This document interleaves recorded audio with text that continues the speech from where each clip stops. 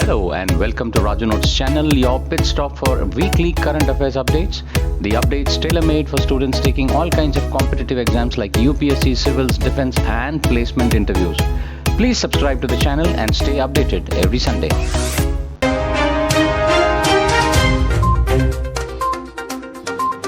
Indians can now receive up to rupees 10 lakhs in a year from relatives living abroad without informing the authorities. The limit earlier was rupees 1 lakh. The Union Home Ministry had amended certain rules related to the Foreign Contributory Regulation Act (FCRA) on Friday. In a notification, the government also said if the amount exceeds, the individuals will now have 90 days to inform the government instead of 30 days earlier. Every year on July 2nd, we celebrate World UFO Day, a day dedicated to unidentified flying objects. It is basically an awareness day for people across the world to gather together and watch the skies for UFOs. The celebration on July 2nd aimed at raising awareness of the undoubted existence of UFOs and encouraging governments to declassify their files on UFO sightings. July 2nd is marked after the famous Roswell incident in 1947, a supposed UFO crash day. India's largest floating solar plant is now fully operational at Ramagundam in Telangana's Peddapalli district. The 100 megawatt floating solar power photovoltaic project was commissioned by the NTPC. It is spread over 500 acres of the NTPC's reservoir at Ramagundam and was built at a cost of Rs 423 crores through BHEL. Though these floating farms are a bit more expensive than the traditional ones mounted on land surfaces, the advantages are they save a lot of water evaporation. The solar modules are placed across 500 acres on floaters manufactured with high density polythene material that keeps floating irrespective of water level fluctuations. The entire spread is divided into 40 blocks, each having a capacity of 2.5 megawatts. Each of these blocks consists of a floating platform and an array of 11,200 solar modules. The floating platform consists of an inverter, transformer and a high tension circuit breaker. Sini Shetty from Karnataka was on Sunday announced the winner of Femina Miss India World 2022 title at a grand finale of VLCC Femina Miss India. At the ceremony, hoisted at a Geo World Convention Centre, Rajasthan's Rubal Shekhawat emerged as the Femina Miss India 2022 runner-up and Sinata Chauhan from Uttar Pradesh was named Femina Miss India 2022 second runner-up. Sini Shetty, who will go on to represent India at next edition of the Miss World pageant. Tens of millions of bees are being exterminated in a desperate attempt to save Australia's honey industry from devastating mite plague. Australia is last major honey production nation to be hit by the Varroa mite plague. It is taking the measures to kill thousands of honeybee colonies to stop these mites from spreading. The parasitic insect, known as to be the biggest threat to the bees worldwide, attacked and feeds on the honeybees, crippling them and impairing their flight performance. An eradication zone has been set up within a 6-mile radius of sightings, already implicating a significant number of bees as authorities fight to prevent plague that has affected the rest of the world. In an act of bravery, the villagers in Riyasi district of Jammu and Division on Sunday overpowered 2 dreaded terrorists, including the absconding accused in the IED blast case in Rajouri district, and handed over them to the police. The 2 terrorists have been identified as Talib Hussain from Rajouri and Faisal Ahmed Dar of Pulwama. 2 AK series rifles, 7 grenades, pistol and a huge quantity of ammunition was recovered from their possession. It is pertinent to note that the Rajouri police had recently recovered a large number of IEDs and had busted a module of Lashkar-e-Taiba in which 2 terrorists of LET were arrested. Why this incident is important? Because the shift in the thought process amongst the locals who erstwhile used to support, shelter and feed those terrorists either due to fear or due to love. However, post the abrogation of the Article 370, there certainly is a change in the mindset of the local populace, and that is a good one. Karnataka, Gujarat and Meghalaya have emerged as best performers among Indian states in the Startup Ranking 2021 released by the Department of Promotion of Industry and Internal Trade (DPIIT) on Monday. The rankings recognizes the efforts of the states and the union territories from October 2019 to July 2021, aiming at fostering competition among them. The ranking has classified the states under two categories, Category A and Category B, based on their size. While Karnataka and Gujarat fall in A category, Meghalaya is under the B category. States such as Kerala, Maharashtra, Odisha and Telangana in the A category and Jammu and Kashmir in B category have bagged the title of top performers. Meanwhile, 8 states including Punjab, Tamil Nadu, Uttar Pradesh and 3 B category states have been named as leaders. The 8th session of India-Armenia Intergovernmental Commission on Trade, Economics, Scientific and Technological, Cultural and Educational Cooperation was held on 5th at Yerevan. Both sides discussed and reviewed the current state of cooperation in diverse fields such as trade, investment, health, tourism, infrastructure, culture, connectivity, information technology, agriculture, fintech and education. India and Armenia also signed the MOUs on high-impact community development projects in Armenia with financial assistance and technical assistance from India. The Russian government will be able to compel businesses to supply the military with goods and make their employees work overtime under 2 laws to support Moscow's war in Ukraine that were approved in an initial vote in Parliament on 5th. The measures will effectively place Russia on a war footing, especially nearly 14 weeks into the invasion, which is described as a special military operation. As the load on the defense industry has increased significantly, in order to guarantee the supply of weapons and ammunition, it is seen necessary to optimize the work of the military-industrial complex and the enterprises that are part of cooperation chains, as per Russian Deputy Minister Mr. Yuri Borisov. Rim of the Pacific (RIMPAC) is a biannual exercise designed to foster and sustain cooperative relationship, crucial to ensuring the safety of sea lanes and security in support of free and open Indo-Pacific region. The exercise, which takes place in the waters surrounding the Hawaiian island, is a unique training platform designed to enhance interoperability and the strategic maritime partnerships. Indian frigates, INS Satpura and P-8I aircrafts are participating in this year's Rim of the Pacific naval exercise. After conclusion of the ongoing harbour phase of the exercise, the sea phase will commence from July 12th. Navies of 26 countries are participating in this year's exercise.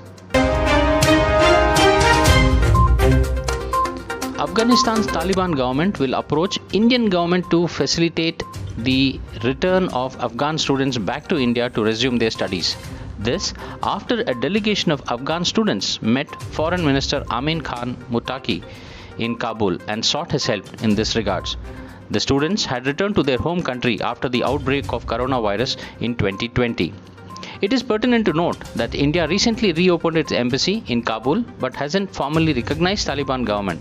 But as I keep reiterating, all governments must have its back door channels open, even with the deadliest of enemies, and Afghanistan has been one of our strongest allies till recent takeover. As UPI gets hold of the Indian payment market, the technology is now set to make ripples across the world too. Addressing Digital India Week, IT Minister Ashwini Vaishnav has stated that India is in talks with 30 countries for the UPI and 3 countries have already signed memorandum of agreements in this regards. During the summit, Mr. Vaishnav shared an overview of the UPI numbers. Almost 6 billion transactions worth Indian rupees 10 lakh crores in May and June, stating that the efficiency of the tech has enabled France, the UAE and Singapore to adapt the open digital platform. He added that the platform has avoided the creation of monopolies in the digital services sector, the kind that is present in developed countries.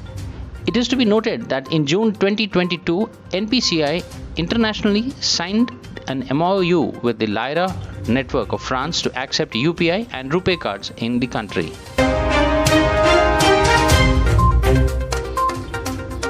Twitter has sued the Indian government to challenge some of the block orders on tweets and accounts, further escalating the tensions in the key overseas market.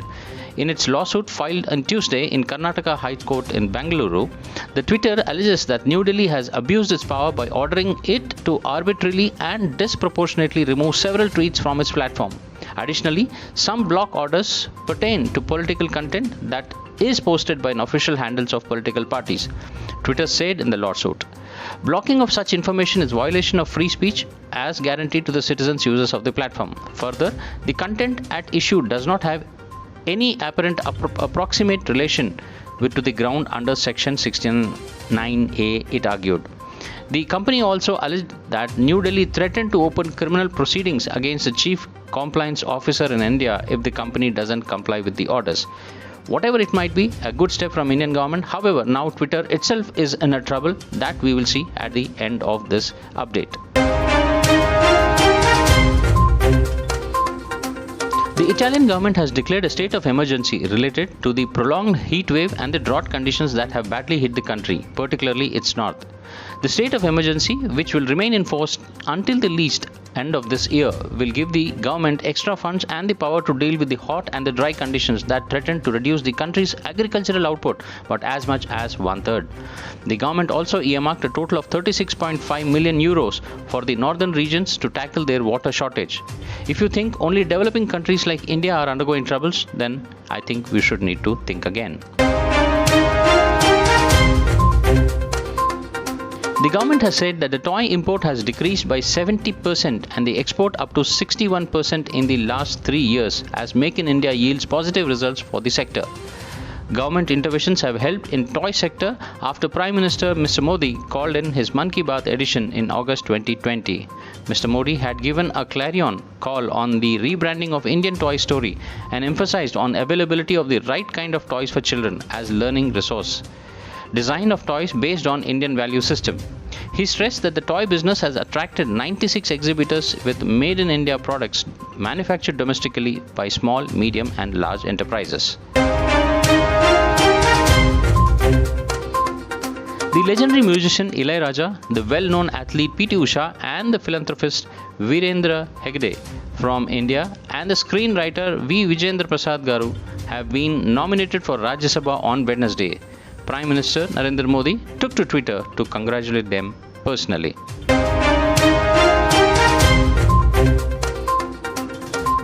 The Government of India has reduced the duration between the second dose of COVID-19 vaccine and the precaution dose from the existing 9 months to 6 months for all the beneficiaries above the age of 18. For beneficiaries aged 60 and above, as well as the healthcare workers and the frontline workers, the precaution dose would be administered after completion of 6 months free of charge. French engine maker Safran plans to set up maintenance, repair and overhaul, that is MRO facility in Hyderabad for overhaul of engines in use by Indian and foreign commercial airlines. The MRO facility, though direct foreign investment of $150 million in Hyderabad, is expected to create 500 to 600 highly skilled jobs. The facility will be able to overhaul about 250 engines per year in the beginning. The Safran Electrical and Power India Private Limited will produce harness for civil and fighter jets. The joint venture between the Safran and the HAL is for the production of rigid piping for aircraft engines, including helicopter engines.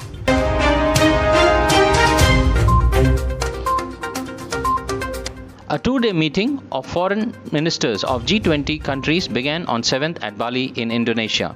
With the theme of building a more peaceful, stable and prosperous world together, this meeting will serve as a strategic forum to discuss global recovery efforts. The meeting will have 2 sessions. The first session on strengthening multilateralism will discuss joint steps to strengthen global collaborations and build mutual trust among the countries, which will become an enabling environment for the world's stability, peace and development. The second session on food and energy securities will discuss strategic steps to overcome the food crisis, fertilizer shortage and rising global commodity prices. External Affairs Minister S. Jaishankar will represent India at the G20 Foreign Ministers meeting. During his visit to Indonesia, Dr. Jaishankar will also hold several bilateral meetings with his counterparts from other G20 members, states and the invited countries. In a shocking incident, Mr. Shinzo Abe was shot twice while he was giving a speech in the southern city of Nara on Friday morning. The Fire and Disaster Management Agency confirmed that Mr. Abe had a bullet wound on the right of his neck and also suffered subcutaneous bleeding under the left part of his chest. The security officers detained the attacker, who made no attempt to run, and seized his weapon, which was reportedly an handmade local gun. Local media reports said that he believed to be a former member of Japan's Maritime Self-Defense Force, Japan's equivalent of Navy. Gun violence is very rare in Japan, and guns are extremely difficult to own.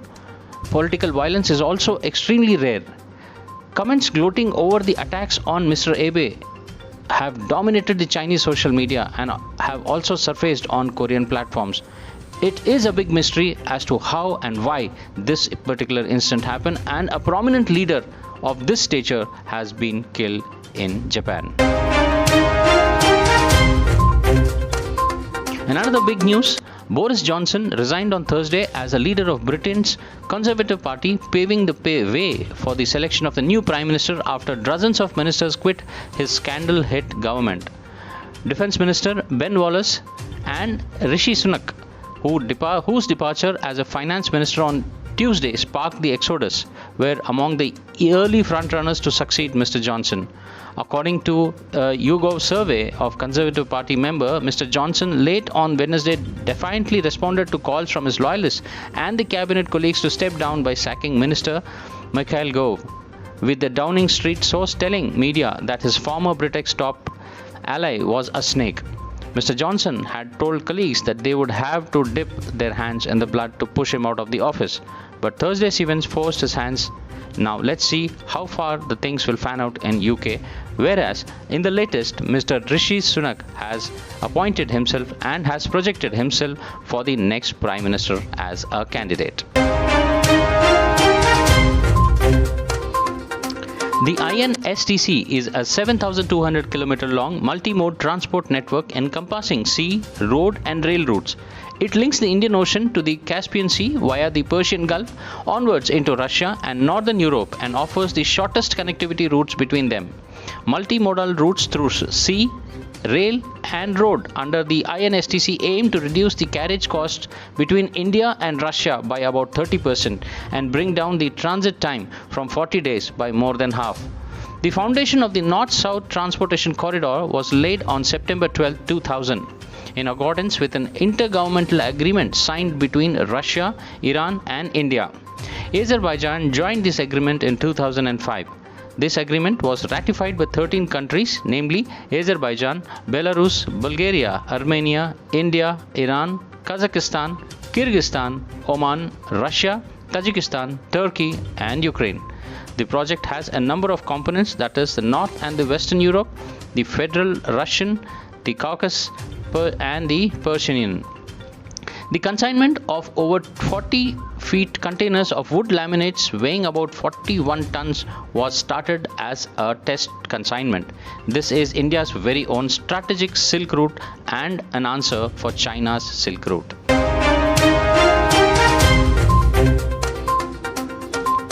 The Joint Entrance Examination JEE Main 2022 results Season 1 will be announced by July 10th and will be available on the JEE Main nta.nic.in. In this year's BE BTech Paper 1 answer keys, 4 questions have been dropped. JEE Main 2022 was held online this year from June 23 to 29 across 500 centers in India and abroad. Elon Musk has said that he intends to terminate his $44 billion deal to buy Twitter because the social media companies have breached multiple provisions of the merger agreement. Apart from citing the lack of information regarding fake accounts, Tesla CEO Elon Musk lawyer stated that the insufficient data on financial condition, recent layoffs and hiring freeze by the Twitter as the reasons for ending the deal. The filing said that Twitter fired 2 high-level employees and 1/3 of its own talent acquisition team, breaching its obligation to preserve company's material components. So, the social media multi-blogging platform is now in its own turmoil. So, therefore, connect it with my previous topic, which was there on Twitter. Now, let's quickly see what happened this week in the history. July 2nd, 1698, Thomas Savery patents the steam engine. On this day, 324 years ago, British engineer Thomas Savery patented the first commercially used steam-powered engine. He wanted to find a way to pump water out of the coal mines, but eventually built a machine that itself was filled with water. When the steam was introduced under pressure, the water level rose and created a vacuum that drew more water up through the wall below. It was a miracle machine to raise water by fire. July 4, 1776, the US Declaration of Independence is adopted. On this day, 246 years ago, in Philadelphia, the Continental Congress adopted the Declaration of Independence, which proclaimed the independence of 13 British colonies in America from Britain, even as the Revolutionary War raged on. The declaration was the joint effort of America's founding fathers, with Thomas Jefferson as its principal author among the other white men. Not many black communities celebrated this day, which Martin Luther King Jr. once said is a reminder of Americans' schizophrenic personality.